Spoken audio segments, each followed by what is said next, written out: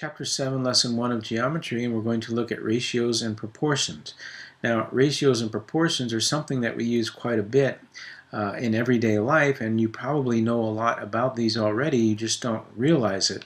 And really that's what we do in mathematics, is we take things that we know and then we apply mathematical definitions to them, and then we look at the properties of them, because once we understand what the properties are and how we can use them, we can then use these things that we know intuitively and apply them to more complex types of situations.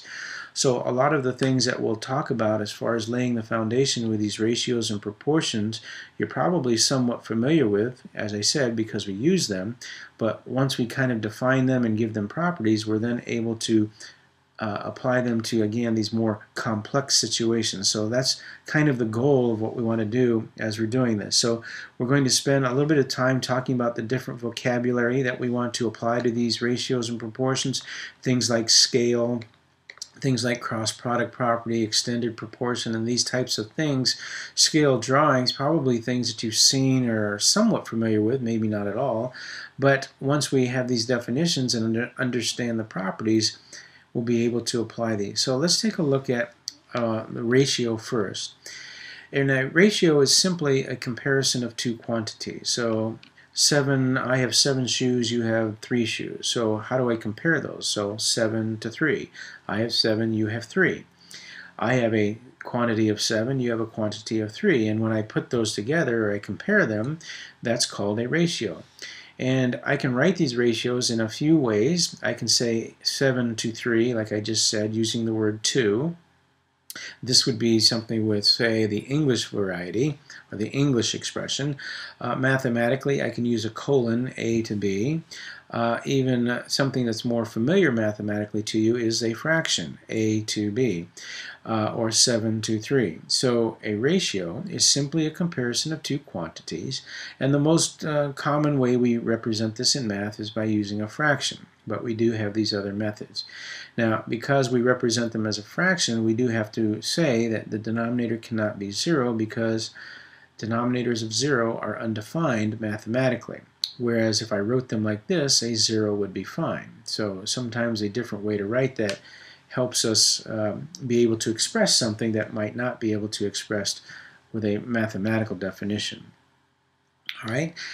We've talked a lot about this year about English being a language and math being a language, and becoming better at translating English into math. We talked about English, the order of the words in English matter, and so the order that you translate those into math also matters. And we just use the same skill we would in translating any language. The order of the words in English is the exact same order that it needs to be written in the math language.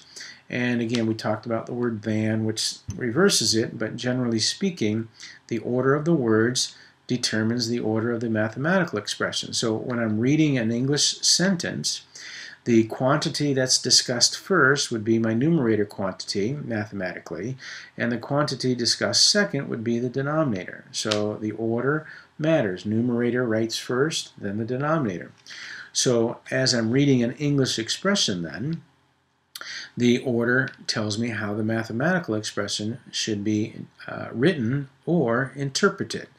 For example, the ratio of the width of the poster to the width of the photo. In the English sentence here, the width of the poster is given first and the width of the photo is given second. So how do I interpret this mathematical ratio? Well, what comes first in the mathematical expression is the number 1. So in the English sentence, the value that comes first, or the quantity that's talked about, is the width of the poster. So the width of the poster in English goes with the value that comes first in math. So the width of the poster is 1. The width of the photo is the second quantity, so the second quantity in math is related to that. So the 3 represents the width of the photo.